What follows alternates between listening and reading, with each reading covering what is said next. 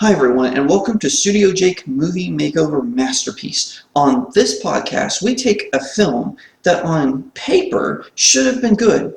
Maybe it had a dynamite director, an awesome cast, the trailer just dazzled you, but when you saw it, whether at home or in the theater or you saw it through a streaming service, whatever the case may be, you were like, where did this go wrong?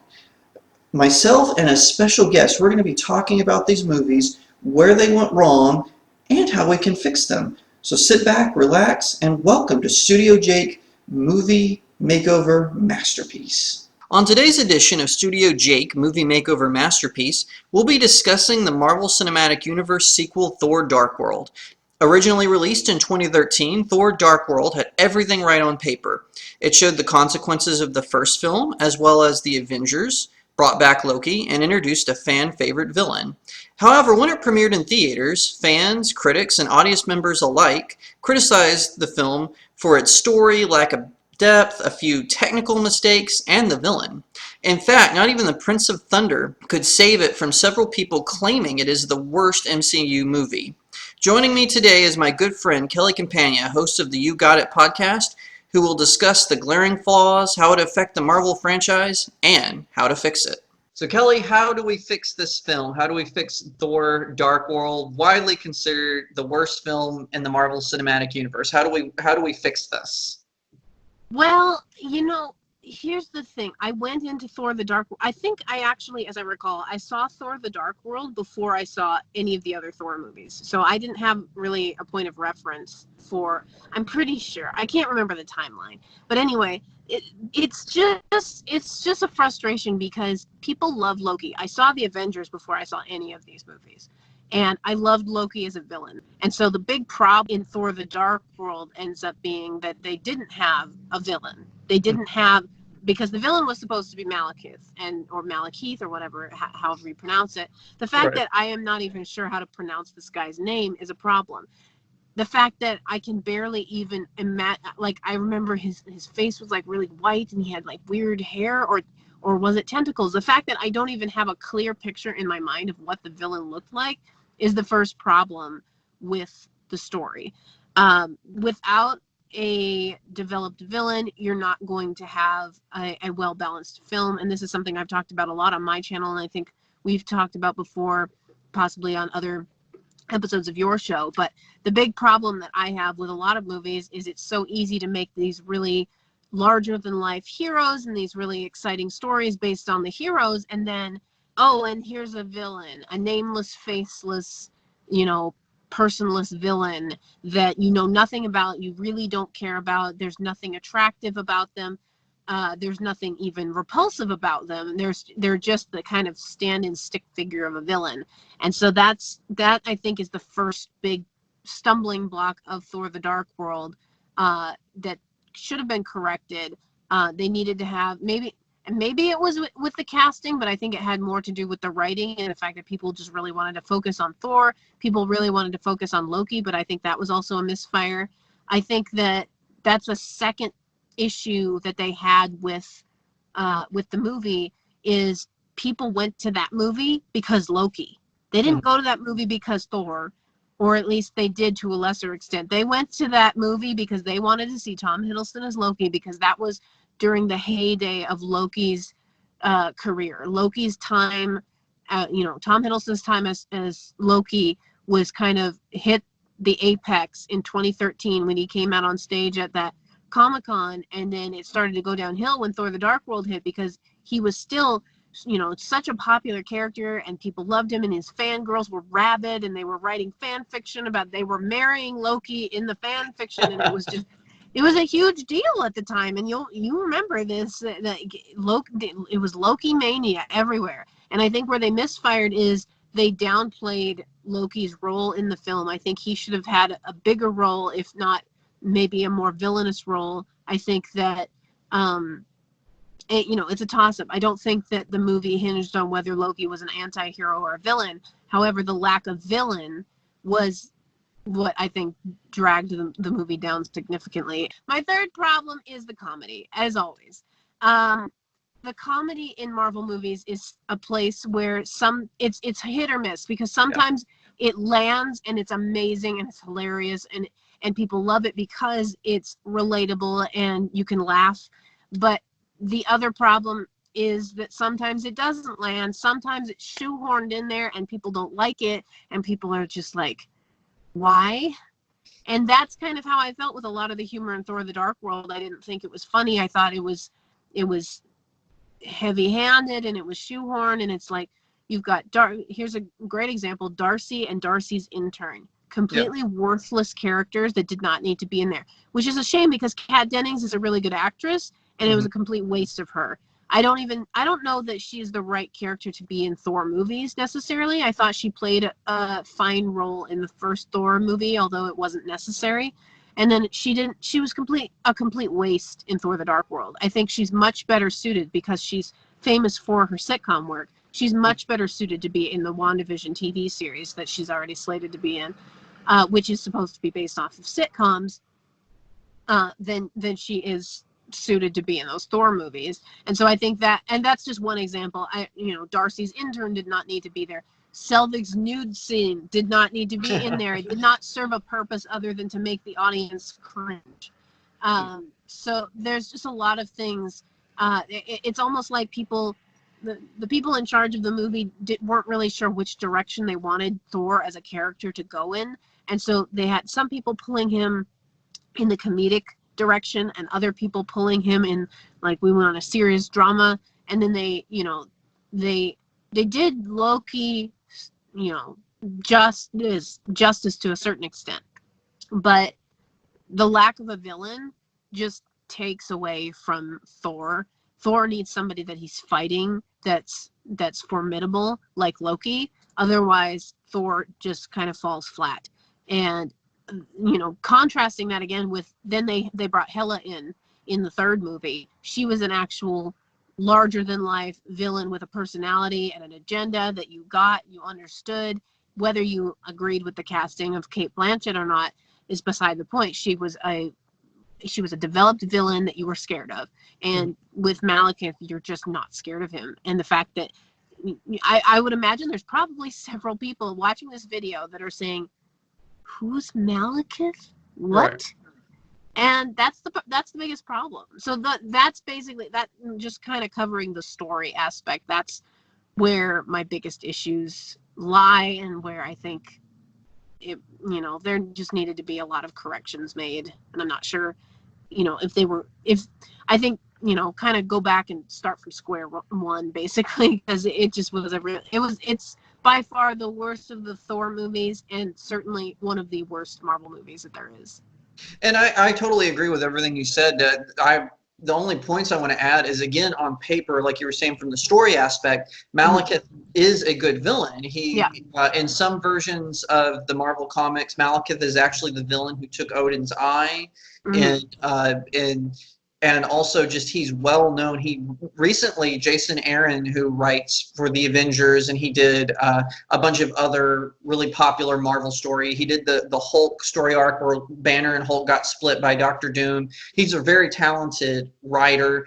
And so Malekith coming in, you think, oh, this is one of Thor's greatest villains. He's got a good pedigree from writers. I believe that when Malekith was introduced, when Jack Kirby was still writing Thor, so even a good history within the comic books. And so, like you said, he was very underused, and he was like you said, you don't really, he's not memorable. You remember, like you said, you remember the one-liners from Loki. I kind of feel like, because there are, like you said, there are people who actually defend the film and say, "Oh no, it's the one where Thor and Loki have the best banter."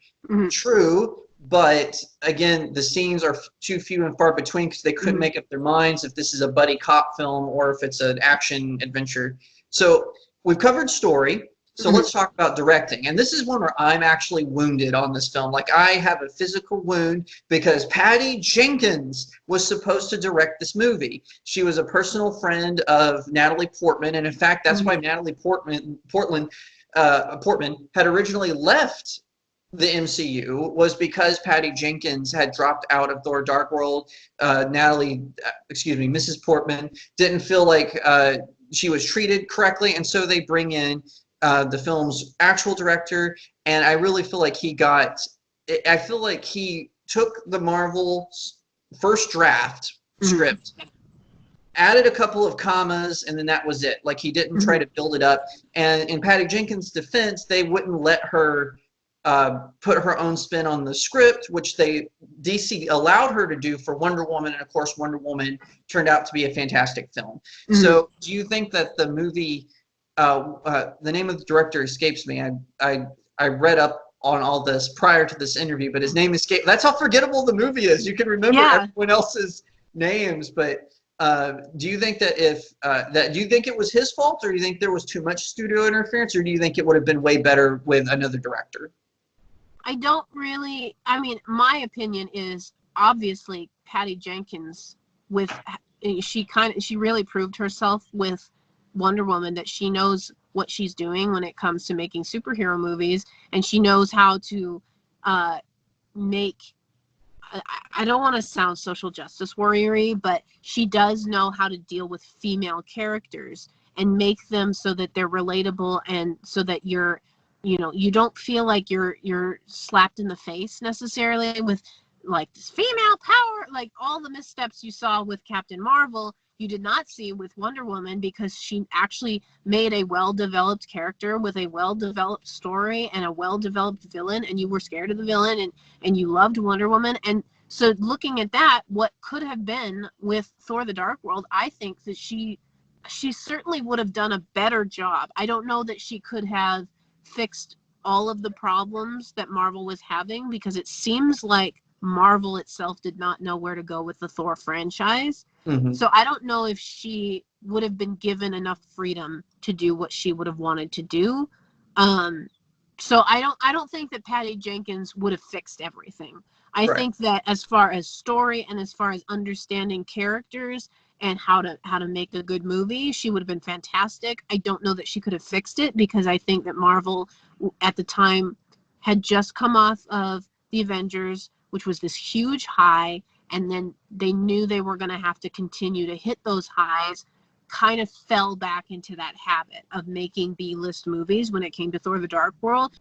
So that's why I think people were disappointed with Iron Man 3, although I think Iron Man 3 was a better movie than a lot of people give it credit for. I agree and people were unhappy with Thor the Dark World, and it's also why when Winter Soldier came out, it was like, okay, we hear you, we need to step up our game, and we did. And so they were able to really come back to that standard that they had set with the Avengers. So I guess basically what I'm saying is, I don't think that Marvel was ready to put out a good Thor movie. I think they were ready to put out a good Thor movie when Ragnarok came out, and initially I didn't like Ragnarok when I first saw it. It actually gets better as you view it multiple times, which is interesting. But yeah, I guess that's my take on the directing. I just think that gosh, what? Why? Well, I was just going to say, and I had a chance while you were talking to Google. Thank God for Google. I had the chance to Google the director. His name is Alan Taylor, and he, prior to Thor: Dark World, he was mainly known for directing television, and there is nothing wrong with that. A lot of great directors come from directing television. That used to not be the case. I know during the days that, like, you and I were talking about Dragnet beforehand, they didn't want directors who came from television. They wanted them to go right out of film school into directing films. And so they picked him up, and they just handed him this. And I think that to give him a little bit of credit, I don't think it's all his fault. I agree with you. I think that I have heard rumors, and again, this is like from Reddit leaks and stuff like that, so take it with a grain of salt, that really they didn't want to do more Thor films, that Thor was only going to appear in future Avengers. But people liked Loki so much, they were like, okay, how are we going to fit Loki in Iron Man 3? And, stuff like that. They always knew they wanted to do an Iron Man trilogy. That was the case from the get-go. But Thor, they really just wanted to do one and then put him in the Avengers. And, of course, that's when the MCU was still with Paramount, for those who remember. It wasn't always with Disney. Marvel used to be with Paramount. I mean the overarching, but the story arc. But, all right, so we're going to go to the casting.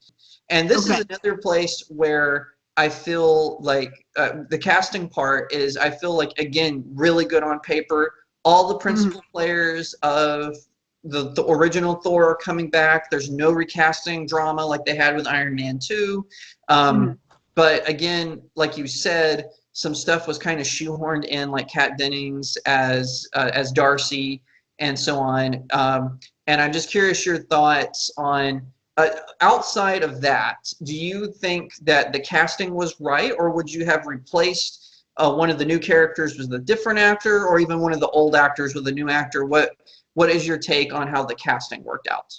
I think my biggest issue, first of all, I don't like Natalie Portman as an actress. I don't think she's a good actress. I think that she's the right look for a lot of parts. She's the very classic Hollywood star kind of look, but I don't think she's a good actress. That said, I think she's fine as Jane because she kind of just plays the ditzy girlfriend. They didn't invest in the villain. So I think the biggest error was to cast somebody that nobody could recognize as Malekith, because he basically is just like a stand-in guy. He's not a villain. I don't know if it was fan art or if it was actually an original version of Malekith, and he was freaking scary. He had like red eyes, and he looked like an actual elf, like a freaky, skinny, like creepy looking guy. And then they just made him kind of this basically stormtrooper kind of guy, stiff with no personality and nothing like frightening or interesting about him. Like, just stab him with a sword and he's gone. Like, who cares? So I guess that casting of Malekith, I think getting somebody, that's an instance where I wouldn't have a problem with getting an actor who's a little bit more seasoned, maybe has been in some more high level movies. But I don't think Marvel wanted to invest in somebody who could actually do the job, because they already invested in Chris Hemsworth and Natalie Portman and Tom Hiddleston, and they thought those three, they'll carry the movie. We got Rene Russo, and we got, what's the guy? The guy who plays Odin, who's very famous. Anthony Hopkins. Anthony Hopkins, yes. So you got all these A-list actors, but then you didn't invest in your villain at all. Right. So I think that they should have invested in a solid actor for the villain, at least somebody that either can be recognized or pare down the makeup a little bit so we can actually have a face that we can be afraid of or something like that. And then, as I said, Kat Dennings didn't belong in that movie. Her intern who has no name, that no one knows who he is and why he was there, did not belong in that movie. And I think that those were the biggest missteps. I think that it was a throwaway movie. They just wanted to milk the Loki franchise. They didn't want to continue using Thor. They didn't have a place for him.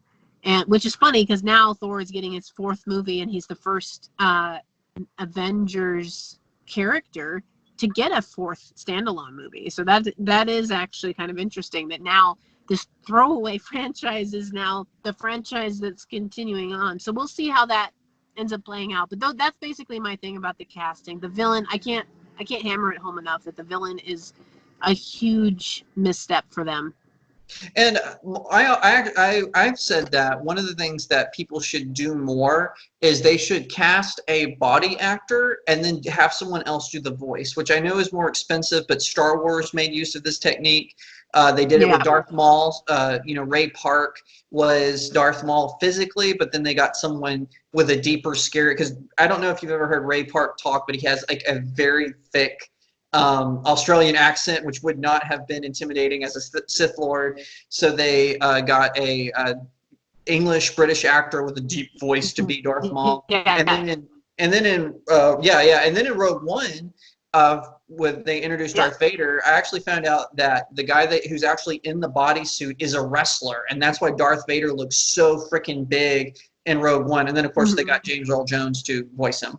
But I think that would have been good. Like, when I heard that Malekith was going to be the villain, I was thinking, oh, they're going to cast Jeremy Irons. That was my thought, because someone like Jeremy Irons should really be voicing like Doctor Doom and Malekith and all these characters. But they keep, like you said, not investing in their villains, which was a big problem with the Fantastic Four films, which I know isn't Disney or Paramount, but it was Fox. They wouldn't invest in the villains, and so that's why Doctor Doom in the series with Chris Evans was played by the guy from slash Tuck, who's a terrible actor. I don't know why they thought it was a good idea to bring him on board.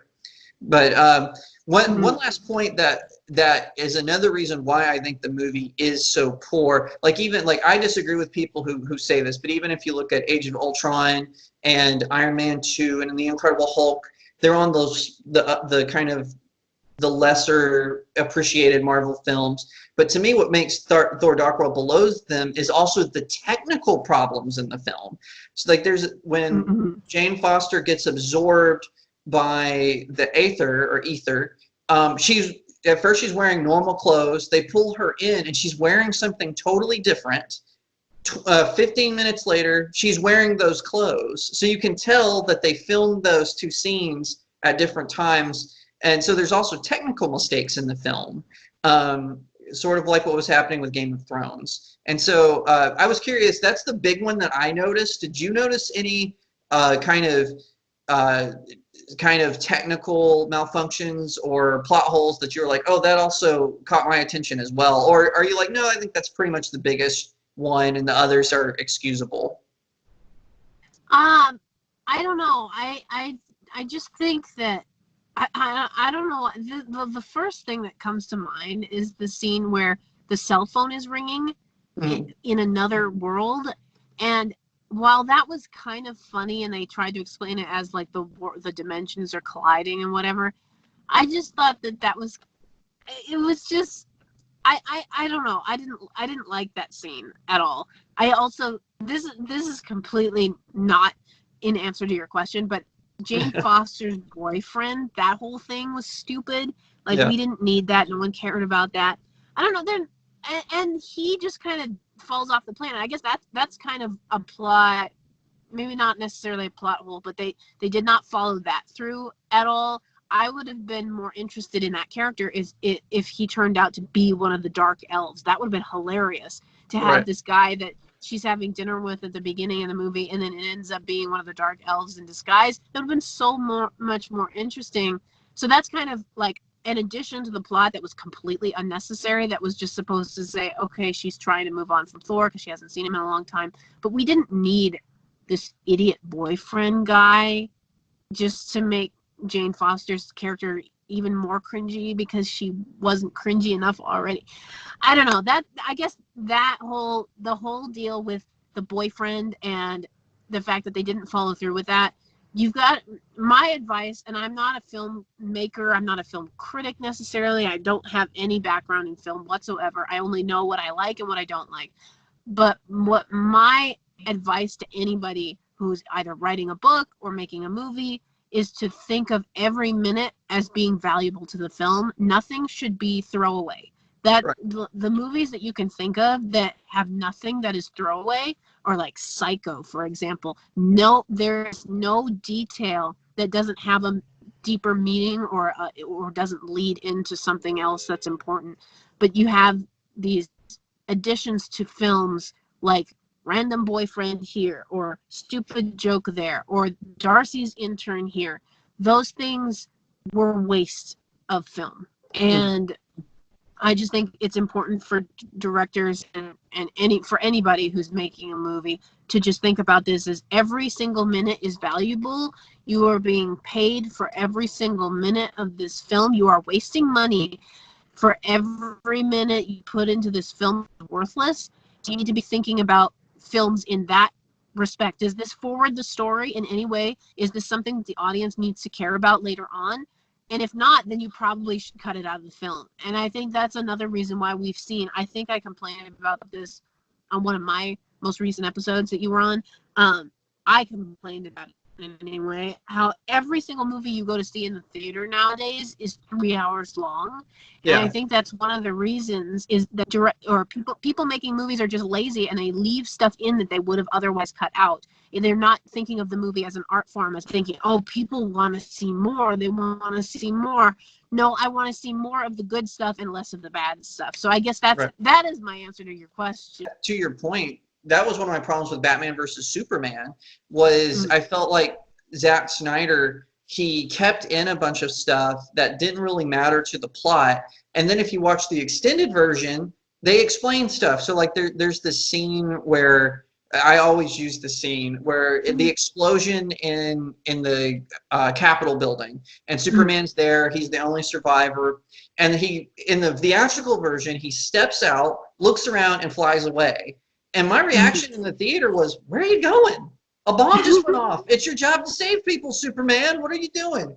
But in the extended version, he steps out and he looks around and he walks up to a firefighter and he says, "Is there anything I can do to help?" And the firefighter says something like, "No, I think we've got it." And then Superman flies away. And I was thinking, okay, that makes Superman look way less of a jerk than before, and that's an important, to me, that was an important scene that he cut out. Meanwhile, in the actual version, he's showing Neil deGrasse Tyson, who no one likes, talking about the philosophy of Superman. I'm like, really? That's what you're gonna cut out an important plot point on why Superman left the scene of an explosion he was part of, so we can listen to Neil deGrasse Tyson, talk about being, Superman as philosophy, which no one cares about. So, so I definitely see your point there. Now, any last thoughts or critiques you want to give about Thor Dark World before we sign off? Just the main thing. I mean, I'm a broken record, but fix those villains. People just need. This is something I've talked about in pretty much every movie critique I've ever done. It's always that the villain is underdeveloped. There's been very rare occasions where the hero is underdeveloped, but that is just the most important thing. That, and you just really, people need to think about what's important to the film, what's important to the audience to see. This isn't your time to spend lots of money on your dream project. Well, now you have, a franchise backing you or a company backing you. You need to actually have some respect for the audience. Is my advice to people making movies, because I am an audience member. I was all ready to go see Mulan and Black Widow and everything else that's been pushed off and canceled and all the rest of it.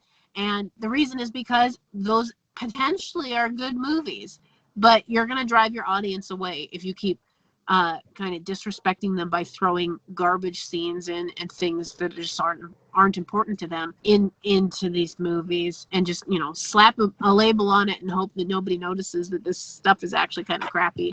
Because I feel for people like you who have had a lot of difficulty with people complaining about Marvel movies and saying they're just popcorn movies. I don't want those movies to actually feed into that stereotype, if that makes sense. I don't want people to just, put garbage in things and then justify those critics by making those mistakes, if that makes sense. I would rather people take the time to make a good movie as if this was a form of art. So that's basically my closing remark. Yeah, 100%. You're absolutely right. And because I always say every movie should be an audience pleaser. I know I just made elitist tears right there, but every movie should. I'm not saying every movie has to have a certain reaction, has a particular reaction, but you need, in the end, your audience to be pleased. And this is one of the reasons why I don't like filmmakers like Darren Aronofsky, Rian Johnson, Zack Snyder, or Lars von Trier, is because they just want to shock the audience. So, I always say Lars von Trier, he just makes pornography and puts a sad story to it. That's all he does. And, oh, wait, will I get censored for saying that pornography on YouTube? I don't know. But anyway, but that's why I don't go to his movies. They're awful. Yeah. They're terrible. They're all about the downside of life. I know about the downside of life. I'm a human being. So, I want to be at least a little uplifted or be shown hope or something. And again, it depends on the movie. But anyway, that's enough of that rant. So, Kelly, where can people find you? People can find me over on my YouTube channel, WarriorWoman91. You can find me on Twitter at WarriorWoman91. You can find me on Instagram at WarriorWoman91. And I know I'm going to scam as you're conservative, but I am still on TikTok despite everything, at WarriorWoman91. Please go and follow me over there. I'm putting up dance videos and it's all kinds of fun. And I've got some new videos coming out as well. I'm dabbling into some different kind of genres. So check those out on YouTube and be on the lookout for the new content because I'm really excited for that. All right. Thank you, everyone, for coming to Studio Jake's movie makeover masterpiece. We'll be talking about other films in the future. Thank you so much for tuning in. We'll see you next time right here on Studio Jake.